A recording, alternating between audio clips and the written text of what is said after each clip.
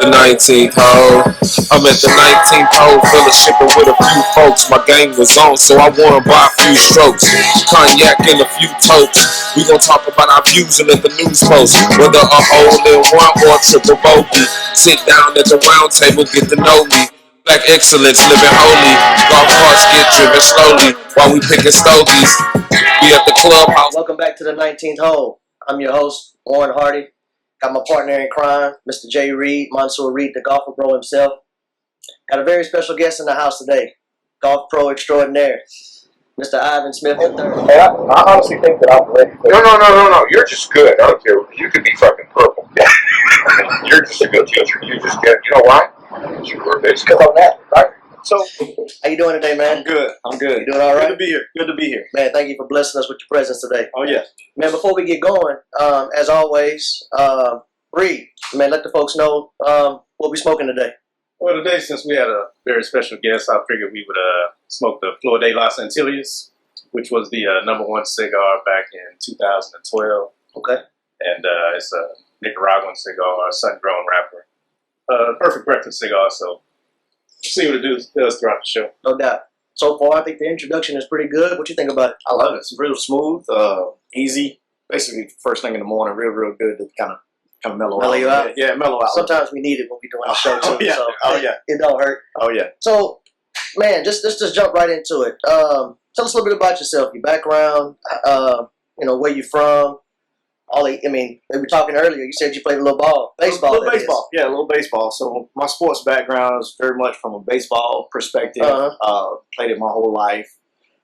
As I kind of fizzled out after my minor league career, I needed something to... Minors, wait. Yeah. What? Yeah. 5 years in the Padres and Angels organization. Come on, man. Many moons ago, though. Many moons ago. What you played? Oh, yeah. You played at that level. Oh, yeah. Yeah. And that mindset of being an athlete, it always is... I was never the most talented, right? Mm-hmm. I wanted to work hard to keep on playing. I just want to work hard to keep on playing. And, after high school, it became college. After college, it became, minor league baseball. And it's kept on trying to work hard to get to the next level. So that kind of helped my work ethic and what I do today. It's like, nobody's going to outwork me. You know that? Yeah. Right. So. It's funny. We had Brandon LaFell, football player, Super Bowl champ on the show a couple weeks ago. And he kind of echoed some of those same comments as, just a professional work ethic. Oh, yeah. For that sport. Oh, yeah. And then he actually said that that same work ethic went into golf. Yeah. It's very, very much so. So it's a gift and a curse. Everybody likes to call it that Mamba mentality, right? Is that when you really, really want something, it drives you. Like so much so you think about it right before bed. You think about when you get up, you plan your day out accordingly to that, and it drops you, man. It makes you kind of tunnel vision, if you will. Yeah. So, growing up playing ball, you said you played shortstop, second base. Yep. I mean, you were in the heat up. Oh yeah. That's great. Again, congrats on that, man. Like I say, it's good to just get brothers in that sport. Oh yeah. It ain't many of us. So for the ones that are there, I take my hat off to them. A lot of respect to those guys. So, man, I appreciate your contributions there, man. I keep on picking sports, but there ain't too many of us around. Well, we about to fast forward to another one right now. So you're a golf pro professional coach. Right. That's what you do. That's how you make your living. That's it. Right? Yeah. So when did you make the switch from baseball to golf? Very much so. One of my really, really good friends, he was a golf pro at Jersey Meadow here in Jersey Village, Texas. Yeah. So, and then I would get into those money games with those guys that were better than me, and then I basically was just paying out every week, and I just got tired of it, right? So as you're doing that, I've been there before. that frustration sets in, and then I'm still there. Oh yeah, that frustration sets in, and then that athlete mentality kicks in. Like, man, I'm tired of losing, right? Like, I need to do what I need to do to get better. And on that journey of getting better is where I started researching the golf swing and started getting involved into the bells and whistles of it, Right. And that was my calling. Is I always wanted to get better, so I just kept on trial and error, trying this, trying that, and this is where we are today, right? Right. So what was the process in actually becoming a I guess you would say just a professional golf instructor. Okay. What does that look like? It's different in different routes that you can take. Mine was, I wouldn't suggest it to anybody. My route was a little harder. So I had a good paying job. I loved it, you know, and I kept on thinking about golf all day long. So even on my days off, that's the first thing I would do is go to the golf course. Of course, I was going to lose money, but but that was my enjoyment, right? Shaky what's that? What's that? I can relate. Yeah. Oh yeah. Go ahead. So, and then my whole life, people have told me kind of what to do. You always got to answer to somebody, right? Right. So even in the minors, after the game, busting 15, so you got to be showered up and ready to go, right? So I got to the point in my life where I was just like, you know, I've done everything that everybody else wanted me to do. It's time for me to do what I want to do, right? So just that, I was just like, okay, let's start from the bottom. So I went from, you know, being a successful business banker to going working in a cart barn for $8 an hour, and you know, just grinding, man. So worked my way from there to getting some shifts in the golf shop to, you know, I even had to get another job at Golf Galaxy in the Galleria retail spot. Yeah. So I was cart boy in the morning, club tech at night, wake up, do it all over again. Okay. Yeah. So a real good friend of mine who was the pro at Golf Galaxy knew of an opportunity at River Ridge in Sealy, Texas, out in the middle of nowhere. Man. Okay. So he said, you need to go interview for that job. You need to go interview for that job. I think you can get it. So went in, did the interview. Within like 15 minutes, the guy said, when can you start? I was like, Monday. He's like, okay, we got you down Monday. I was like, one thing led to another. It was just from there. So did you have to go and do like any additional training? So it's very much, my role was like, you got different little aspects of it, right? You can go into, they have programs now in college where you got the PGA program where you can go through it and get your, you know, your teaching card and all that stuff. Okay. Mine was like the old school apprentice. I worked under somebody and he kind of guided me every day. So, yeah. And then you applied for it? Oh, yeah. Just applied for it and just kept on working. And that's when that athlete mentality came in. I want to outwork everybody. I want to make sure, you know, me being me and not looking like the masses, you got to work even more harder than you do if you know, in this game. Oh yeah, in this life, not just in this game. Well, yeah. Man, that's okay. So it's just not handed over. I mean, can't go. You just can't. No, you gotta actually work for it, and then so because you're teaching essentially somebody who just doesn't play. Right. They're coming to you to say, help me. Yes. Become better in this game. Yes, very much so. Very much so. And the whole thing with the like teaching aspect of it is that coach-player relationship, you're on a journey together, right? Okay. So it's all about finding a common ground and getting better. So my biggest claim is that everybody wants to swing it like Tiger or Rory or DJ, but everybody's body is not built that way, right? So you can only swing the way that your body's going to allow you to swing. You think I can swing it like DeChambeau? Probably not. I just asked. Probably not. Okay. But keep going. Yeah. But it's all about swinging within yourself, right? Yeah. Right? If your body's only allow you to make so much of a shoulder turn or body turn, that's it. So we got to get you to fire from there and do it and repeat it and enjoy it, right? Nobody wants to give me, you know, $80, $100 an hour to go out there and struggle and shoot 120, right? You want to see signs, so it's little bit of checkpoints along the way that we try to get you there. So you're not necessarily out there changing no one swing. You're finding what works for that individual. Very much so. Very much so. I like to finesse what you naturally do, and we fix it from there, right? Everybody, it's too late in the game for everybody to try to scrap it and start all over. Nobody has time to do that, right? The time or the patience, right? You don't. Yeah. And that's one thing that's one reason why we started this show. The circle that we run with here, I think everybody's kind of in the same demographic, socioeconomically and all that above. I mean, working, family, kids, but we love the game. Nobody has time to just scrap it. Oh yeah. I mean, don't get me wrong. You have to do the work. Yeah. There's work. But then there's also, I want to be clear about this, there's also a certain amount of work that I could only do in a week. Yes. because of other things that are pulling. Oh yeah, right? you got to keep the lights on at the house, right? Yeah, absolutely, absolutely. But we love the game. That's why we have the 19th hole. This is our clubhouse. Yeah. You know what I mean? Oh yeah. I think that's why like simulators have become so popular. Like we have one of our buddies, he put a simulator in his garage, which allows him, he doesn't have to make that drive to go somewhere. He can go out with the kids and the families, after dinner they put to bed. He can, practice 30 minutes or whatnot. I think that's something that I might look into myself. Oh yeah, that's very key. So as an instructor, it's people talk about muscle memory. There's no such thing as muscle memory, but it's that repetition of even when you're swinging, if you just swing 100 swings a day, no golf ball, that's that motor pattern that you want to develop, right? Yeah, and it becomes easier. Yeah, it becomes very much easier. Do you find it? Do you find it because you played baseball at a high level? When you talk about your swing, that helped you for your golf swing more or less. Yeah, yes and no. Was there a lot you had to change? It was a lot. So the baseball swing and the golf swing are on two different planes, right? So, but the knowledge of having a swinging sport background, you know how to get to impact and what that feels like. Right? Now, coming from a different, more of a rounded plane, it changes from more of a parallel kind of plane. Gotcha. Yeah, but the knowledge of swinging and swinging hard and in balance, that was key in my transition. Gotcha. Yeah. So okay, interesting. Yeah. Now I want to switch gears now. Okay.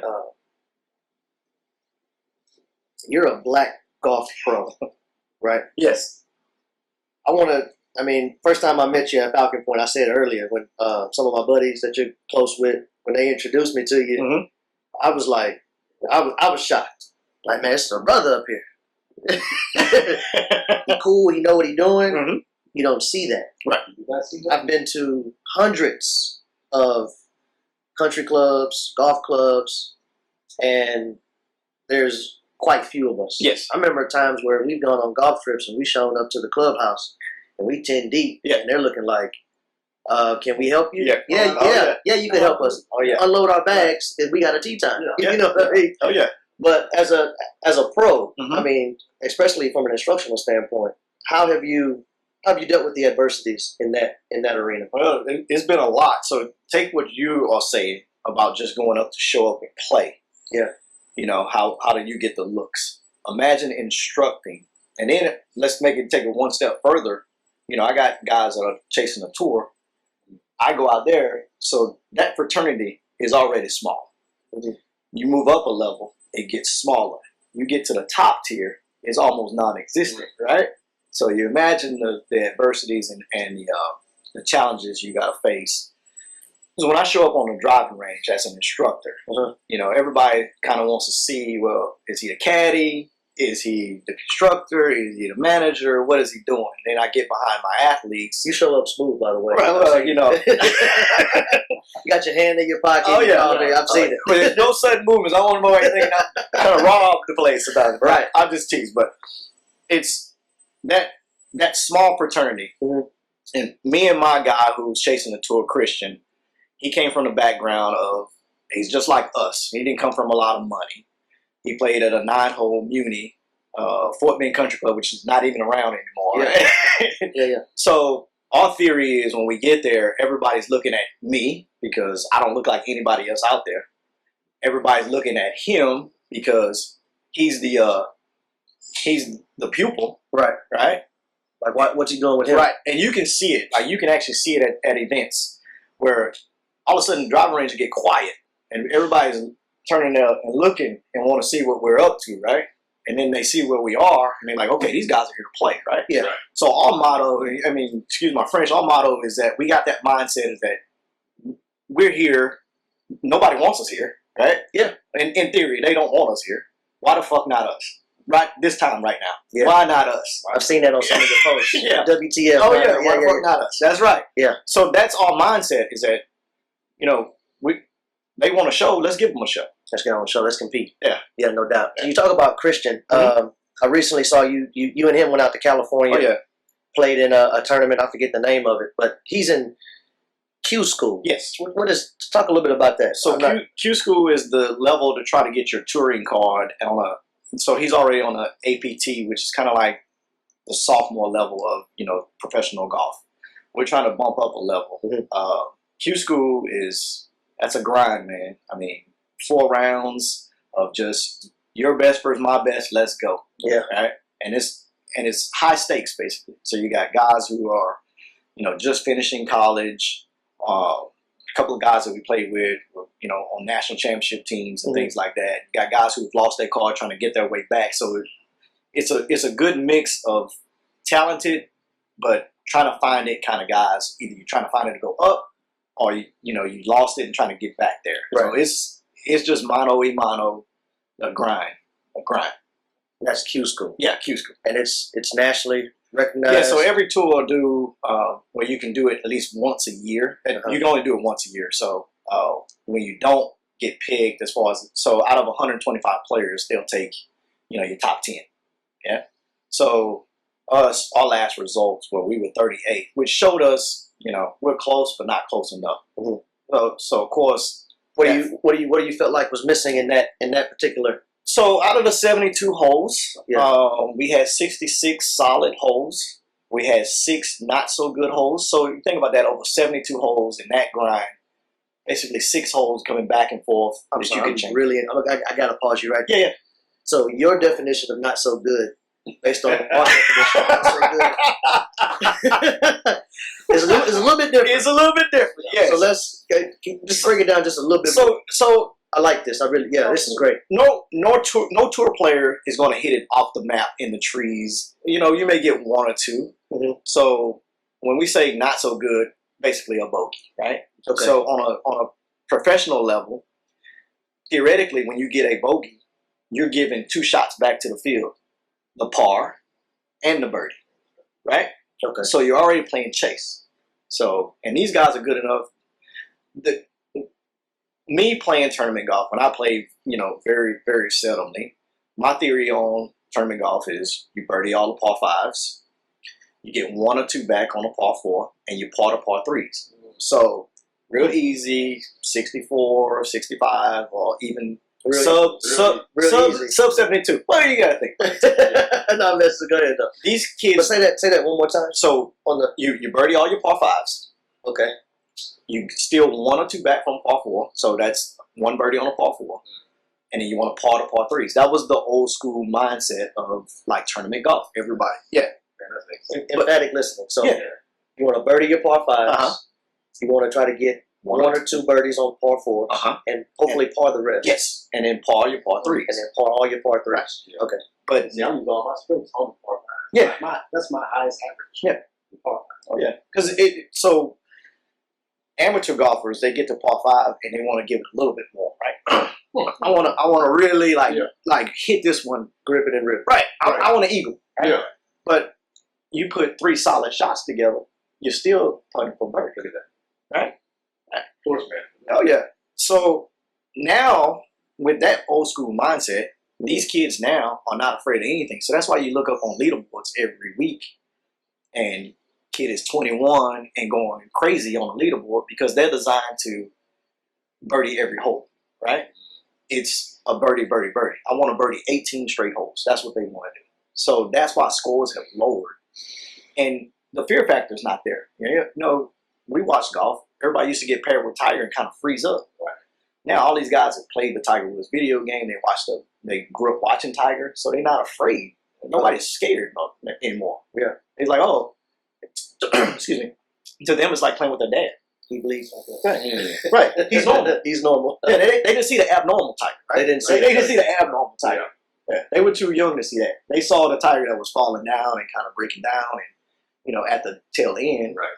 But they're not scared. Yeah. Like everybody else who saw Tiger in his heyday was just like freezing up. Right? Yeah. Ernie Els could have had a ton of majors, but he was paired with Tiger and feared him. Right? It's that fear factor. Mm. Yeah. And these kids today are not scared. Right? Birdie in 18? Well, that's their mindset, right? Yeah. Because they're not going to hit it too far off the map. And something else is that Rory put one in a pool a week ago. Well, yeah. Rory's kind of struggling. He's kind of struggling with his technique and everything. But he'll be back. Trust me. He has plenty of firepower. Nowadays, kids are also designed to hit numbers. They're not us as, you know, amateur golfers, I want to hit my 7-iron 180 yards. I'm going to swing as hard as I can to get this 7-iron to go 180. Mm-hmm. But now we train kids to say, okay, hit your 150 club. So it doesn't matter if it's a 5-iron or whatever. They hitting the number, the 150 club, the 160 club, the 170 club. It doesn't matter what it is. That's the club that goes that distance, right? Mm-hmm. We get in trouble a lot on the golf course when the ego gets involved. It's like, oh, it's 150 to the pin. I can get my 9-iron there, and I'm trying to stretch it. That's your best hit 9-iron. Why not take your 8-iron, swing a little easier, and smooth it up there, right? That's so much control, right? Yeah, so much control. So you got to bookkeep. You might as well do it. Yeah. Oh yeah. Oh yeah. So, your brother, you talking about Christian? Mm-hmm. Is he here local in Houston? Yes. So he used to live in out here in Montgomery. I mean, was it Missouri City? Now he's in Conroe, based out of Conroe. But we see each other non-tournament weeks. We see each other twice a week for 4 hours at a time. So you talk about practice regimens and stuff like that. I'll block off my schedule for 4 hours, and then if it's a big event that we're setting to you at Falcon? Yeah. Okay. Yeah. And if it's a big event that we're setting up for, some qualifiers or U.S. Open qualifiers or whatever, we'll block off the schedule and we'll say close practices, right? Because, you know, people come out and want to talk to us and want to see what we're up to. Yeah. We'll shut it practice down. We got to be hyper-focused, basically. It's me and him, and let's get after it, right? Yeah. So you talked about with him earlier, you know, before the show started. You've caddied for him a few times, but you've also gone and scouted some of the courses. So what does that look like? What does that entail? That's very detail oriented. He's at the level that he's. You're looking. The reason why I asked that because your lens of the game is so much different than ours. Yes, and I'll be personal. Mine, you know, particularly. I mean, just absolutely. You about to say He's 4K and we're long. I'm telling you. I mean, I'm sitting back in my seat right now. Okay. I'll break it down for you. Tournament week, when I'm out with him and we're scouting the golf course, you guys are looking T-box in. We're going backwards, right? We're going green back. So we know what shots we want to hit into the hole, right? How we're going to get there. How we're going to shape this, right? You're thinking T-box is water over here, there's a tree over there, blah, blah, blah, blah, blah, blah. We already got that part down packed with the work that we've done, right? So we're working from the green back. We want to see the right quadrant of the green. On Tuesday at the tournament, the pin will be over on this side, or it'll be this side, so we're working backwards. So to get to that far left pin, we want to be on the right side of the fairway, get us a better angle at it, right? So it's very much angle driven, and we know with the TrackMan and all the other technology, we know our numbers, carry numbers. Even so, when we're on the road, like you go to a Colorado, right? We know 9-iron is 160 yards for us. So in Colorado, that's 170, 175 with the altitude. We've already done all that work computer-wise, right? We translated it and we know our numbers. So it's very numbers-driven. And with him, my thing is, it's like somebody handed me the keys to a Ferrari, right? Okay. Right? You got a Ferrari. I've never driven a stick. My job is to not fuck it up and wreck it, right? Right. So, yeah. So, we bounce ideas off each other. So it's very much a brotherhood. We know what it feels like to be in the arena. LeBron talks about this all the time, the man in the arena, right? It's easy for the critics to condemn and say, you should have did this, right? You should have did that. They don't know what it feels like with that pressure on and trying to hit shots. Right. And under immense pressure and just getting dialed in then, right? Right. Yeah. And I'm still floored. You might need to relight Jersey. You feel like you good. I'm listening. I've completely set mine down. Like it's storytelling, man.